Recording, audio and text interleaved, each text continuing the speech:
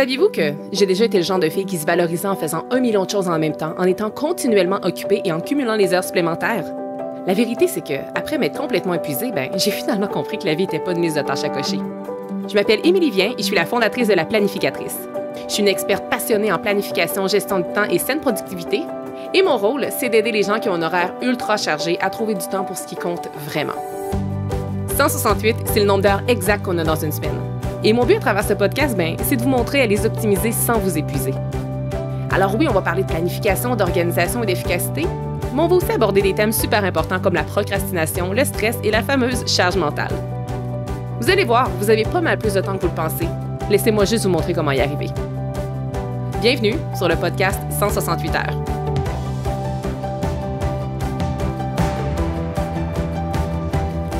Bienvenue dans ce 8e épisode du podcast 168 heures. Aujourd'hui, je suis dans une forme extraordinaire pour vous parler de mon sujet du jour. Aujourd'hui, on parle des transitions et on va aussi aborder le thème de la concentration. Donc, je vous disais que j'étais dans une forme extraordinaire. Pourquoi? Parce que je viens tout juste de bouger, je me sens vraiment productive, j'ai en très peu de temps accompli beaucoup de choses et notamment, je me sens super concentrée aussi. Et en fait, l'idée de cet épisode-ci, l'épisode que j'enregistre aujourd'hui, ça m'est venu tout récemment. Parce qu'en fait, il y a environ 2 semaines, j'ai apporté un changement important à une seule de mes transitions dans ma journée et j'en ai parlé dans une story sur les médias sociaux et cette story-là a vraiment beaucoup fait parler.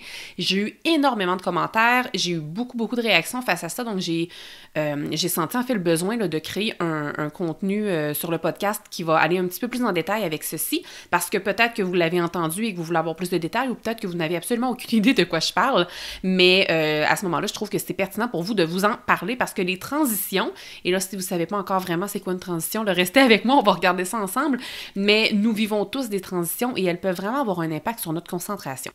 Et avant de plonger dans le vif du sujet, j'ai envie de vous faire prendre conscience de quelque chose. Puis peut-être que vous allez vous reconnaître là-dedans ou peut-être que vous allez reconnaître d'autres personnes qui vous entourent, si c'est pas vous-même. En fait, c'est que je réalise que nous vivons dans un monde où personne n'a le temps. Je veux dire, on entend continuellement, quand c'est pas de notre propre voix à nous, j'ai pas le temps pour faire ci, j'ai pas le temps pour faire ça, je manque de temps, je cours après mon temps. Et malgré le fait que tout le monde semble manquer de temps, tout le monde, par contre, est au courant de toutes les séries qui sont sur Netflix. Tout le monde est à jour là-dessus. J'ai aussi le sentiment que pratiquement tout le monde est connecté 24 heures sur 24 sur Messenger. Bon, j'exagère là avec le 24 heures sur 24, je sais bien que tout le monde dort, que c'est une nécessité, mais par exemple, pour quelqu'un qui fait du 8 à 5, ces gens-là, souvent, sont quand même connectés à Messenger pendant leur 8 à 5. Et là, je dis Messenger, mais ça peut être n'importe quelle autre forme de communication, en fait. Et je me rends compte que qu'est-ce qu'on qualifie souvent comme un outil, puis là, ici je fais appel aux écrans, là, je fais allusion à l'ordinateur et le cellulaire, ces choses-là qui devraient être des outils pour nous aider à travailler, nous aider à être plus productifs, nous aider à travailler de façon plus efficace, avec le temps, je pense que ces outils-là sont devenus finalement une nuisance, où l'outil a le contrôle sur l'individu et non l'inverse. Et le résultat de tout ça, je pense que c'est que notre concentration, qui est un droit, soit dit en passant, on a le droit d'être concentré, cette concentration-là est grandement impactée par les transitions qui meublent nos journées. Et mon objectif à travers cet épisode-ci, c'est de vous sensibiliser justement face à cet impact que vos transitions ont dans vos journées et sur votre précieuse concentration. Et si vous vous êtes reconnu dans le petit préambule que j'ai fait par rapport au fait qu'on manque de temps, mais qu'on est souvent au courant de toutes les séries qui sont sur Netflix ou bien qu'on est continuellement connecté aux autres personnes à travers les Messenger ou peu importe l'application que vous utilisez, je pense que l'épisode d'aujourd'hui va vous parler parce que nous vivons tous des transitions. Et qu'est-ce qu'on va aborder ensemble aujourd'hui? Il y a 5 points. On va parler de, c'est quoi une transition? Parce que peut-être que c'est encore un peu nébuleux pour vous. Restez avec moi. C'est le prochain sujet que je vais aborder dans le détail. Mais on va voir, c'est ça. C'est quoi une transition? Je vais aussi regarder avec vous c'est quoi la concentration. Je me doute que vous sachiez c'est quoi, mais je trouve ça important d'aller à la base de ce mot-là pour bien comprendre ce que c'est, mais aussi le pouvoir que ça peut avoir sur votre productivité. Ensuite, je vais vous expliquer en quoi les deux sont interreliés, donc en quoi les transitions ont un impact sur votre concentration. Je veux aussi qu'on prenne un peu de temps pour parler de cet outil-là qui meuble pratiquement toutes nos transitions dans la journée et dans la vie, qui est le cellulaire. Et je veux finir en vous disant finalement quoi faire pour améliorer vos transitions si jamais vous réalisez que vos transitions ne sont pas optimales ou ne vous servent pas. Alors plongeons dans le premier thème qui est « Qu'est-ce qu'une transition? » Donc, si vous allez voir dans le dictionnaire, une transition, c'est tout simplement un passage d'un état à un autre. Ça peut être un peu synonyme d'un enchaînement ou d'un lien, donc quelque chose qui est lié à un autre. Et moi, je dirais même qu'au sens pratique, ça peut un petit peu ressembler à une routine. Mais l'épisode du jour ne va pas parler des routines et des habitudes, bien que vous allez peut-être à certains moments avoir l'impression que vos transitions sont une forme de routine, mais on ne va pas s'en aller là-dedans, par exemple. Une transition, finalement, c'est ce qu'on fait automatiquement après un événement. Donc, il y a différents types de transitions qui meublent nos journées. Je vais vous en donner quelques exemples. Vous allez sans doute vous reconnaître dans certaines d'entre elles, mais ça n'a pas besoin d'être ça, là. Vous allez sans doute penser à plein d'autres transitions qui meublent vos journées et vous les garderez en tête. Ça va être intéressant pour le reste de l'épisode. Dans le fond, je ne sais pas si jamais vous travaillez, là, je ne sais pas si vous travaillez à la maison ou si vous travaillez dans un bureau quelconque, mais lorsqu'on s'en va, par exemple, à l'extérieur, lorsqu'on fait la navette pour partir de chez nous et s'en aller au travail, ou ça peut être aussi lorsqu'on fait la navette, par exemple, lorsqu'on part de la maison pour aller reconduire des enfants au soccer, d'aller porter notre conjoint quelque part, par exemple. Donc, la navette, là, qu'on soit en voiture, en bus ou en train, c'est une forme de transition entre notre vie personnelle et notre vie professionnelle, par exemple, si on s'en va au boulot. Ça peut être aussi, la transition peut aussi être la non-navette entre la vie professionnelle et votre vie personnelle. Donc, moi, par exemple, je ne vis pas de navette parce que je travaille dans ma maison, mais je vis quand même une transition. Elle est peut-être plus courte que quand je travaillais dans un bureau puis qu'il fallait que je me tape 30 minutes de route, mais est-ce qu'elle est mieux parce qu'elle est plus courte? Pas nécessairement. Moi, ma transition, quand je finis de travailler, 3 secondes plus tard, je suis dans ma cuisine. Ma transition, elle est très courte. Donc, on va pouvoir parler de ça aussi tantôt, à savoir comment on peut optimiser nos transitions. Puis, il n'y a pas de bonne ou de mauvaise durée là, avec les transitions. Là. C'est vraiment pas dans la durée que je veux aller, c'est dans l'impact que les transitions ont sur votre vie et votre concentration. Donc là, j'ai juste donné un exemple là, qui était un peu la navette ou la non-navette, mais ça peut être aussi la transition. Qu'est-ce qu'on fait quand on arrive au bureau, que ce soit à la maison ou ailleurs, mais quand on arrive à notre lieu de travail, et qu'est-ce qu'on fait juste avant de travailler? Hein? Moi, je me rappelle, avant de travailler, là, j'arrivais, j'enlevais mon manteau, j'enlevais mes bottes, je mettais mes souliers, j'allais à la petite machine à café, je me servais un café, un verre d'eau. Tu sais, j'avais comme une routine qu'on peut dire. Ça, c'était ma transition avant de commencer le travail. Et on a aussi souvent des transitions à la fin du travail. On a des transitions avant le lunch, après le lunch. Et on a aussi plein d'autres transitions dans la journée, notamment ce qui lie quand on s'ouvre les yeux le matin et qu'on se réveille jusqu'à ce qu'on se lève et les premières actions qu'on va faire. Il y a une petite transition là. Même chose le soir, lorsqu'on décide qu'on va se coucher, qu'on s'en va dormir, bien, il y a une petite transition entre qu'est-ce qu'on fait quand on se couche dans le lit jusqu'à ce qu'on ferme les yeux pour vraiment dormir. Alors, il y a vraiment plusieurs transitions dans votre journée et j'ai vraiment envie de mettre l'emphase sur une autre très, très, très importante transition qui survient des dizaines et des dizaines de fois. Pour certaines personnes, ça peut même être des centaines de fois par jour. Et on l'oublie souvent, cette transition-là, tellement que parfois elle se fait rapidement. Et c'est la transition qu'on fait entre deux tâches. Donc, lorsque vous faites une journée, que ce soit une journée professionnelle ou personnelle, vous accomplissez toujours une série de tâches, une série de petites actions. Et souvent, ça peut être aussi simple que faire la vaisselle ou que de vider la vaisselle ou que d'étendre une brassée de lavage. Mais entre ces petites actions-là du quotidien, vous vivez des transitions. Et de quoi sont meublées ces transitions-là? Donc, je vous laisse répondre dans votre tête à tout ceci. Et maintenant que vous sachez c'est quoi une transition, j'ai envie de faire le pont et de vous expliquer c'est quoi la concentration.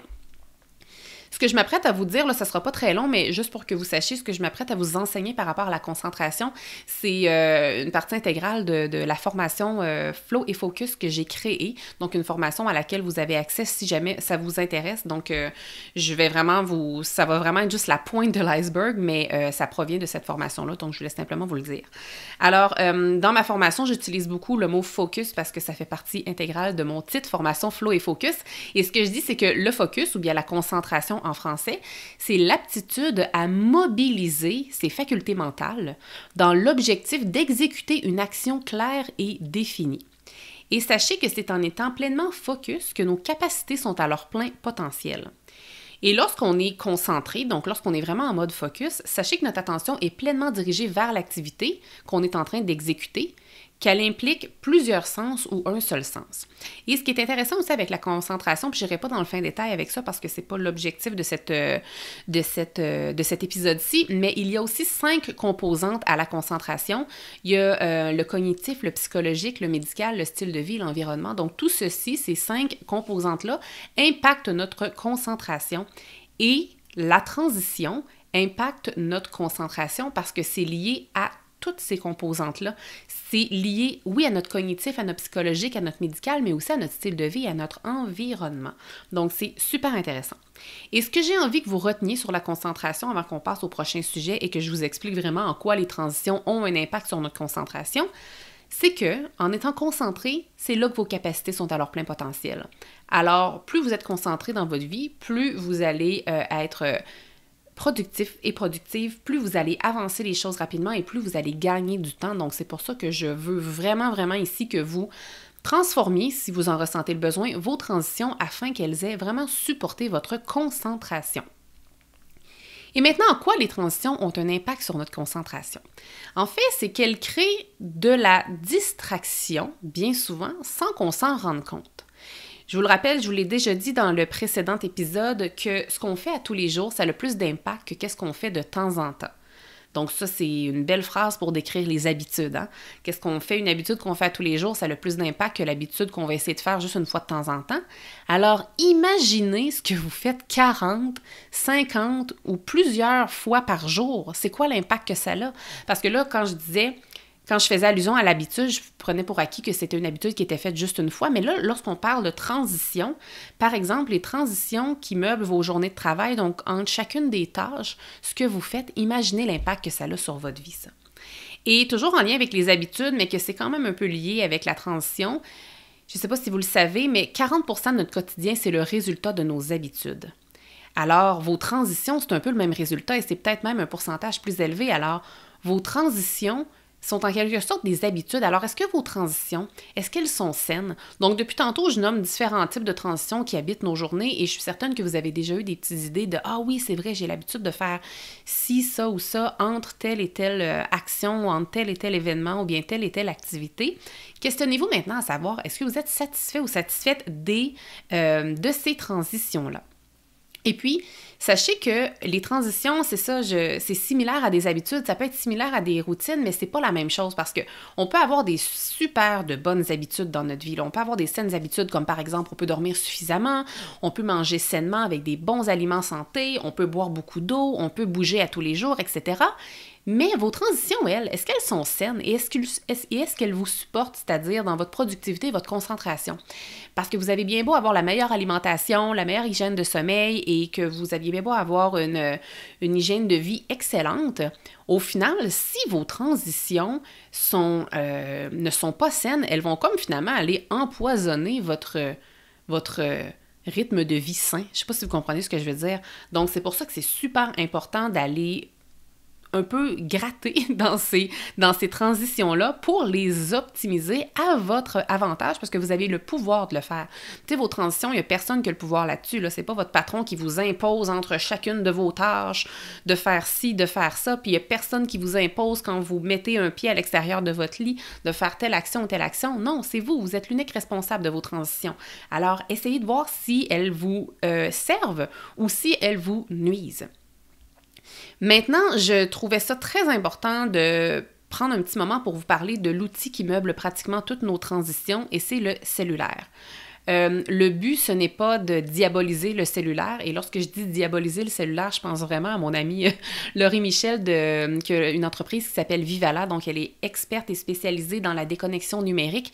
Et dans sa mission, son objectif n'est justement de ne pas diaboliser le cellulaire, mais de sensibiliser les gens finalement face à la saine utilisation de l'écran. Et puis c'est ça. Donc, mon objectif à travers ceci, ce n'est pas non plus de mon côté, j'ai pas envie de diaboliser le cellulaire et j'ai non plus pas envie de passer un épisode complet où je vais vous donner plein de trucs pour diminuer votre utilisation d'écran. Ce n'est pas l'objectif de cet épisode-ci. Le but, c'est vraiment qu'on garde le focus sur les transitions et l'impact que vos transitions ont sur vos journées et sur votre concentration.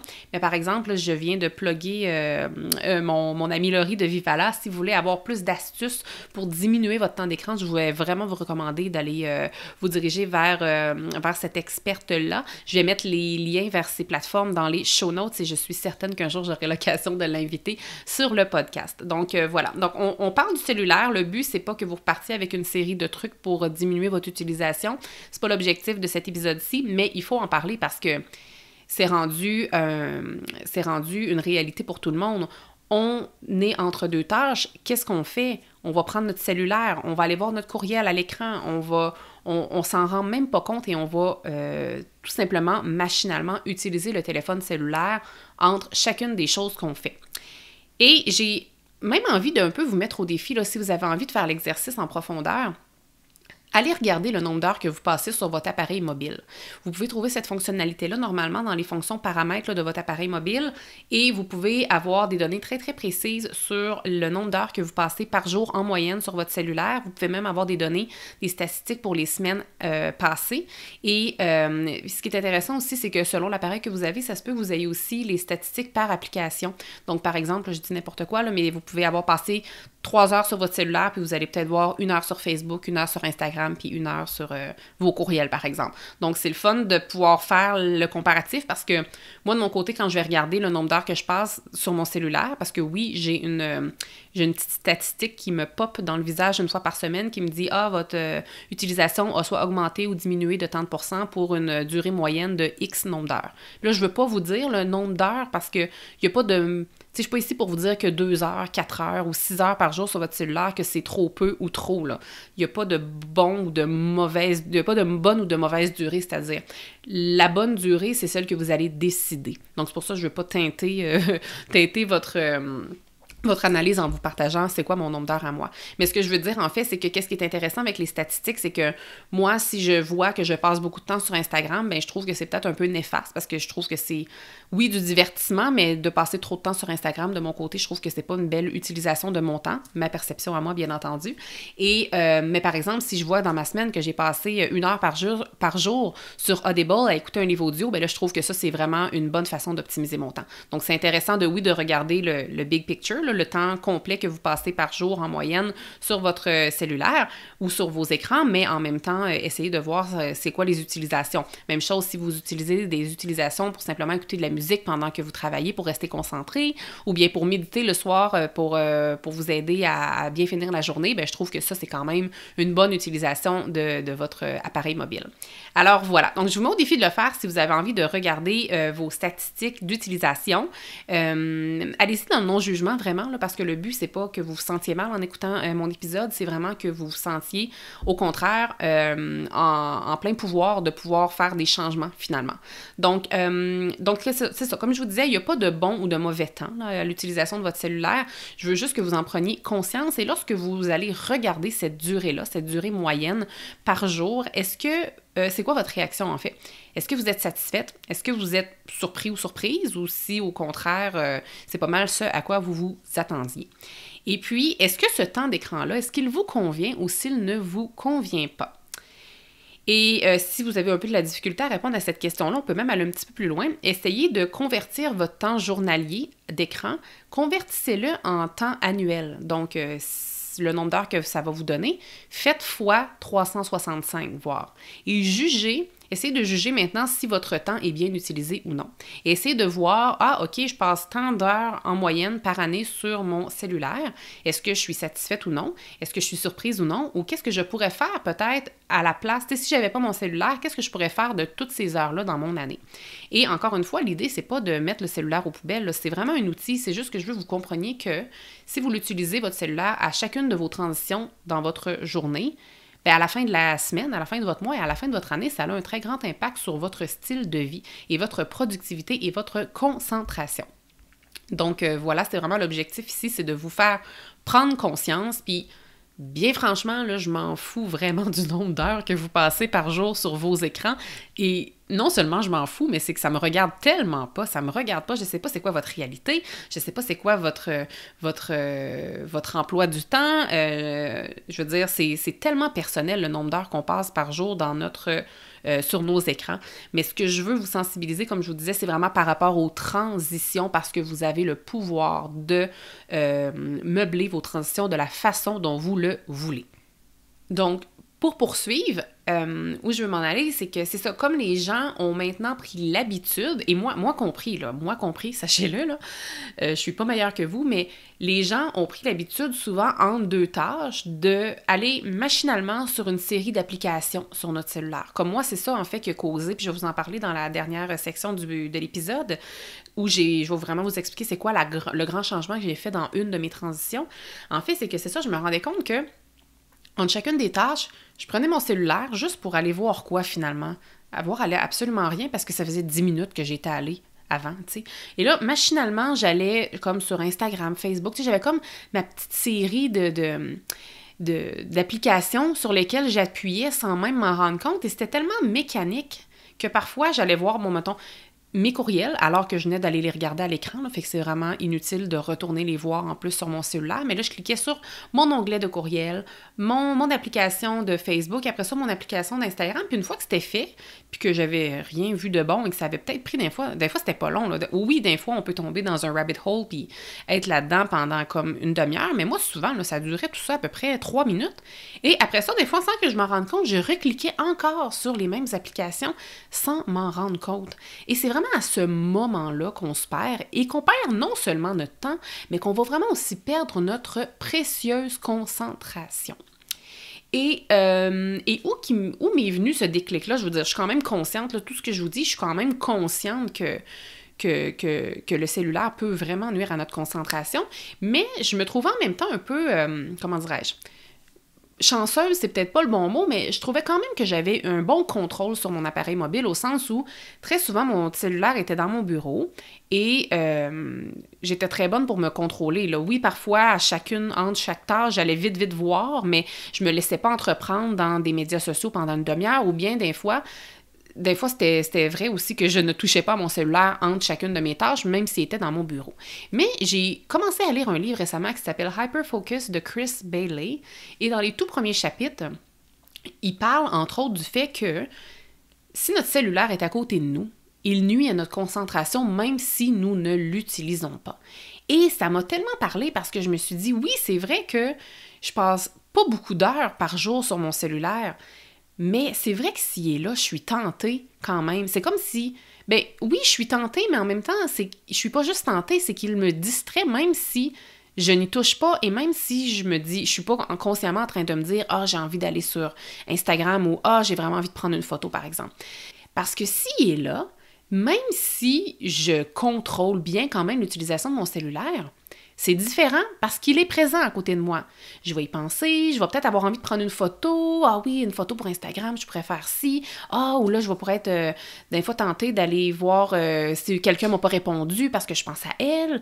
Ou même que parfois, je vais comme halluciner littéralement qu'il a sonné ou qu'il a vibré. Puis là, je vais le prendre, je vais regarder. Et là, pouf, j'ai un peu perdu ma concentration sur ce que j'étais en train de faire. Et j'ai vraiment envie de vous parler de l'analogie de la porte, si je peux le dire comme ça. En fait, c'est que lorsque j'ai apporté un gros changement dans une de mes transitions récemment, puis je vous en parle dans quelques instants, j'ai fait le parallèle à une de mes amies en utilisant l'analogie de la porte, puis je trouve que ça parle vraiment, vraiment bien. En fait, je me rends compte avec le téléphone cellulaire et notamment avec les médias sociaux, et c'est très lié avec les transitions, c'est que plus tôt dans la journée qu'on ouvre la porte au cellulaire, qu'on ouvre la porte aux médias sociaux, plus c'est facile après ça de rentrer dedans. Pourquoi? Parce que la porte est ouverte. Elle a été ouverte très tôt dans la journée, donc c'est très, très facile d'entrer dans cette porte-là tout au long de la journée. Mais j'ai réalisé par expérience, et en fait, il y a plein de gens qui m'ont témoigné les mêmes choses dans ce sens après que j'ai partagé ça en story, c'est que plus tard dans la journée, j'ouvre cette porte-là à mon cellulaire et aux médias sociaux, plus c'est facile de résister. Et je dis résister, puis je mets entre guillemets là, au sens où plus j'utilise mon téléphone tard dans la journée pour les médias sociaux, plus c'est facile pour moi de ne pas l'utiliser. Puis là, je dis résister entre guillemets parce qu'au final, j'ai même pas l'impression que je résiste, j'en ai même pas envie. Mais si très très tôt dans la journée, j'utilise mes médias sociaux, ben là, je vais comme avoir envie de continuer à être là-dedans tout au long de la journée. Mais si je vais voir mes médias sociaux pour la première fois à midi ou bien pour la première fois à 5 heures le soir, ben ça s'est fait vraiment facilement, cette résistance-là dans la journée. Donc, c'est pour ça que je trouve que résister n'est peut-être pas le bon mot, mais je pense que vous comprenez bien ce que je veux dire. Et j'ai envie de terminer avec mon dernier sujet qui est qu'est-ce qu'on fait pour améliorer ces transitions? Et c'est justement dans ce sujet-là que je vais vous parler un petit peu de qu'est-ce que j'ai changé dans une de mes transitions récemment. Donc, comment qu'on fait pour améliorer nos transitions si on se rend compte qu'elles ne nous servent pas? Parce que ça se peut que vos transitions soient déjà très saines et si elles vous conviennent, c'est correct, conservez-les ainsi. La première chose, c'est qu'il faut prendre conscience de nos habitudes et de nos transitions qui meublent nos journées présentement. Donc, faites littéralement l'audit de vos transitions et analysez-les. Et ça pourrait même être intéressant, peut-être que, là, si vous écoutez l'épisode aujourd'hui, je ne sais pas il est quelle heure, mais si c'est quand même tôt dans la journée, vous pourriez vous dire, OK, pour le reste de la journée, je vais prendre en note chacune des transitions que je fais. Ou s'il est un petit peu plus tard, vous pourriez faire cet exercice-là, par exemple, demain. Ensuite, une fois qu'on a fait un peu l'audit, qu'on a analysé les différentes transitions qui meublent notre quotidien, il faut ensuite choisir de briser le cycle. Et comment est-ce qu'on brise un cycle? On peut pas mettre la hache dedans, là, c'est pas du concret, là, c'est de l'intangible. Donc, on peut pas mettre de hache dedans. Donc, pour briser le cycle, il faut faire des changements. Et les changements, qu'est-ce que ça cause? Oui, ça crée une sortie de zone de confort. Oui, on va se sentir inconfortable, mais c'est un peu le chemin nécessaire pour changer nos transitions afin qu'elles deviennent plus saines et ultimement qu'elles nous supportent.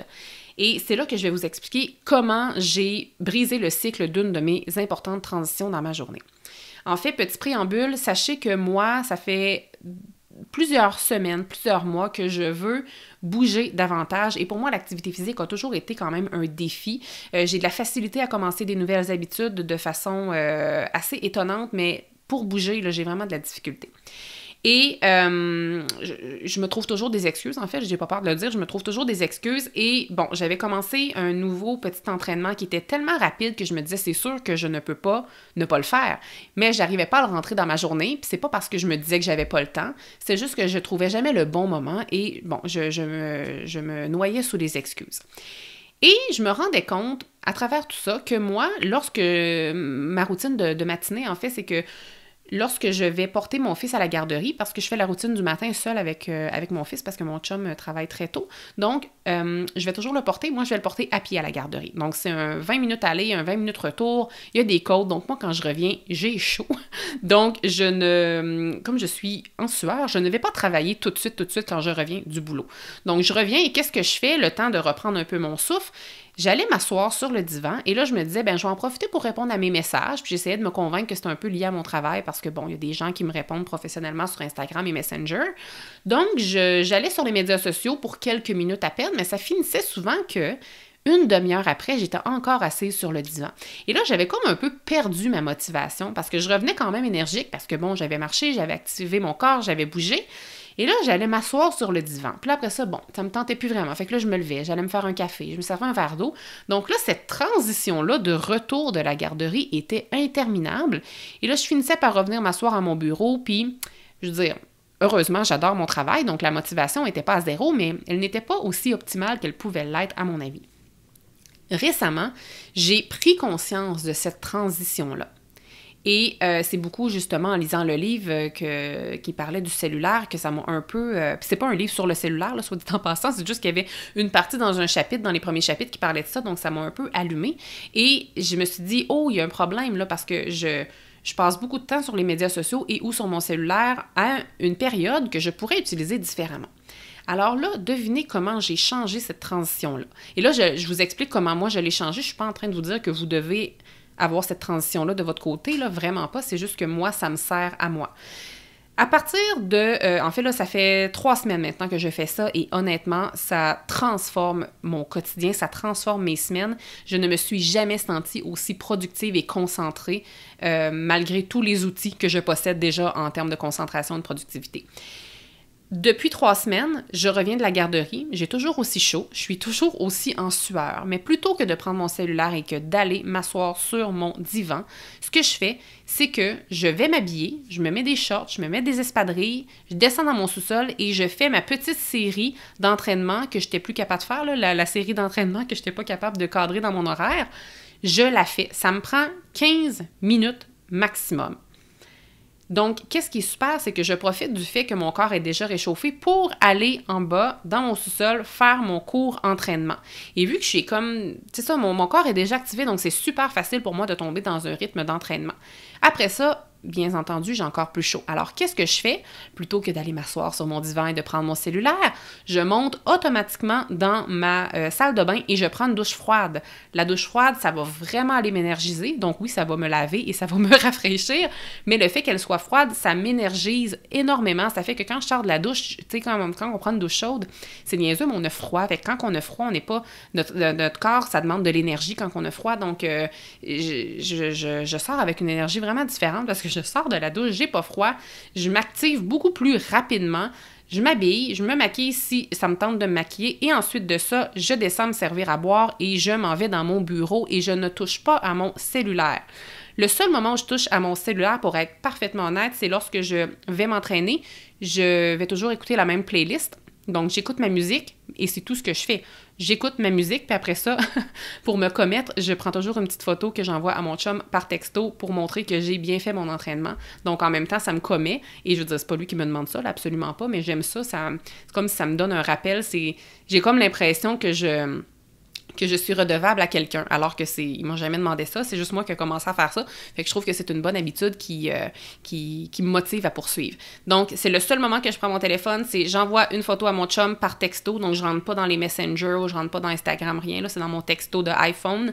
Je mets ma musique et après ça, je n'y touche plus. Et dans le fond, ce que je fais avec mon cellulaire après, c'est que je m'en vais le brancher dans la cuisine juste avant de prendre ma douche. Ce qui fait qu'après ça, je prends ma douche, je me prépare et je ne retouche plus à mon cellulaire de l'avant-midi. Et je n'y touche plus. Bon, après ça, si je sais que j'attends un appel, que j'ai un appel important, bien, je veux dire, je laisse la sonnerie, là, ce qui fait que je travaille pas dans ma cuisine, mais quand même, la sonnerie est forte. S'il y a quelqu'un qui m'appelle, je vais tout simplement me lever et aller répondre, mais après ça, je vais revenir dans mon bureau sans mon téléphone. Et je vous dirais que les premières fois où j'ouvre mon téléphone pour mon cellulaire, pour les médias sociaux, quoi que ce soit, ça va être autour de l'heure du lunch, mais pas pendant que je dîne. Là. Le but, c'est pas de passer 1 heure sur les médias sociaux, mais parfois, je vais dire, OK, là, je vais me prendre un petit 15 minutes, puis je vais faire mes médias sociaux. Parfois, ça va même à la fin de la journée quand j'ai terminé de travailler. Et honnêtement, ça a transformé mes journées. Puis là, je suis en train de vous dire ça, puis je suis tellement motivée et tellement convaincue, mais en même temps, est-ce que ça va être parfait comme ça tout le temps? La vérité, c'est non, absolument pas. Là. Je veux dire, je suis humaine, ça va m'arriver là, de perdre le contrôle, puis il y a des journées que je vais être sur mon cellulaire toute la journée. Là. Je le sais que ça va arriver. Mais là, présentement, je le sais que c'est un modèle qui fonctionne bien, et c'est pas parce que je vais avoir une rechute une journée, le jour d'après, que je vais être obligée de rester dans cette rechute-là. J'ai le choix de changer mes transitions et cette transition-là, finalement, me sert tout au long de la journée parce qu'elle a vraiment optimisé ma concentration, mon focus et ultimement ma productivité aussi.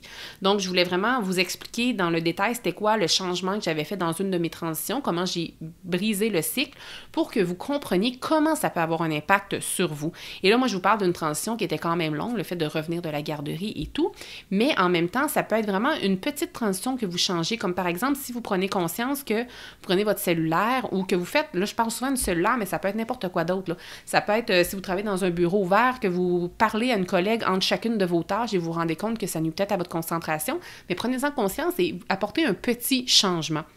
Et c'est vraiment la meilleure chose que je peux vous recommander finalement pour que vous alliez vraiment briser le cycle et optimiser les transitions qui ne vous servent pas.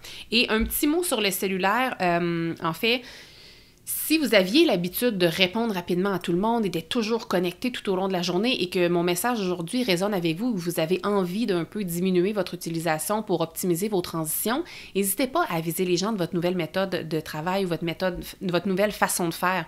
Parce que si les gens du jour au lendemain n'ont plus de vos nouvelles, ils vont juste vous écrire encore plus pour s'assurer que vous êtes correct. T'sais. Donc, si vous dites que à partir de maintenant, que vous allez répondre un petit peu moins souvent, bien, avisez tout simplement les gens.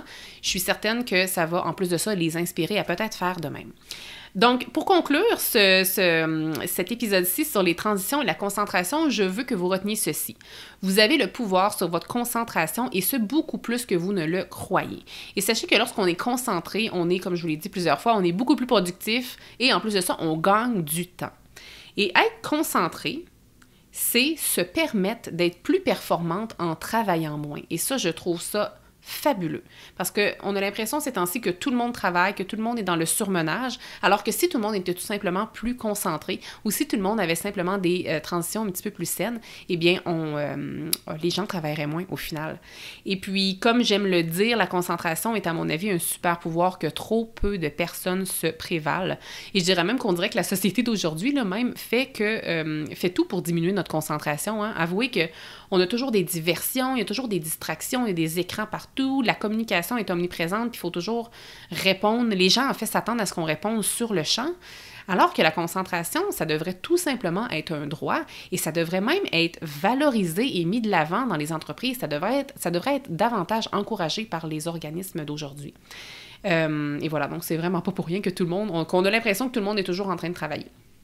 En prenant conscience de vos transitions actuelles et en les ajustant à votre avantage pour soutenir votre concentration, donc non seulement votre quotidien va changer, mais vous allez voir que vos semaines, vos mois et vos années vont changer pour le mieux aussi. Et si cet épisode-ci vous a parlé et si vous aimeriez développer davantage votre concentration, je pense vraiment que ma formation Flow et Focus pourrait vous plaire.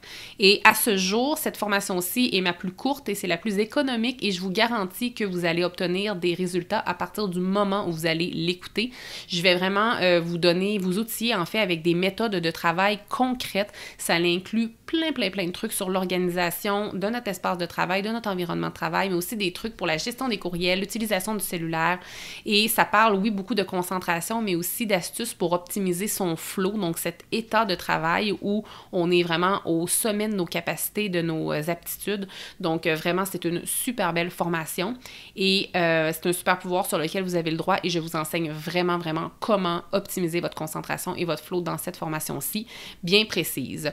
Et parce que j'ai envie de gâter ceux qui m'ont écouté jusqu'à la fin, donc je ne vous l'avais pas dit au début qu'il allait avoir un petit cadeau, je veux vraiment réserver ce bonus-là à celles qui m'écoutent encore ou à ceux qui m'écoutent encore. Mais si vous êtes intéressé par cette formation-ci, la formation Flow et Focus, je vous donne un 20% de rabais. Donc, vous avez tout simplement à vous rendre sur le site qui est podcast 168 heures /FFF, donc c'est la lettre F en triple, podcast 168 heures en fait, .com, podcast168heures.com /FFF. Vous allez être dirigé sur la formation Flow et Focus. Et pour l'acheter, afin d'avoir le 20% de rabais, vous avez tout simplement à utiliser le code promotionnel PODCAST, donc PODCAST. Vous l'écrivez en minuscule ou en majuscule, c'est le code promotionnel PODCAST et automatiquement, lorsque vous allez passer à la caisse, vous allez avoir un 20% de rabais qui va être appliqué. Et ce rabais-là, je vous le dis, il est uniquement disponible à vous si vous m'écoutez encore et il ne sera pas disponible sur le résumé de podcast que je mets sur mon blog. Alors, c'est vraiment maintenant. Donc, si jamais vous ressentez le besoin d'en apprendre davantage sur cette formation-ci et de vous prévaloir de ce super rabais de quand même 20%, je vous invite à en profiter dès maintenant. Donc, je vous remercie infiniment d'avoir été avec moi ici pour ce 8e épisode du podcast 168 heures où on a parlé de transition et où on a parlé aussi de concentration. Je vous rappelle que vous avez justement le pouvoir sur ces transitions-là qui meublent votre journée. Vous avez beaucoup plus de transitions dans vos journées que vous ne le croyez, alors assurez-vous qu'elles sont saines et qu'elles vous servent. Donc, je vous dis à bientôt et merci infiniment d'être ici. Merci d'avoir été là. Si cet épisode vous a plu, est-ce que je peux vous demander un petit service? Allez évaluer le podcast 168 heures en lui donnant un 5 étoiles et abonnez-vous pour ne rien manquer. C'est honnêtement la meilleure façon de le faire découvrir aux autres, puis en même temps, ça me témoigne que vous l'aimez. J'ai déjà hâte qu'on se retrouve et d'ici là, assurez-vous de profiter pleinement des 168 heures de votre semaine. À bientôt!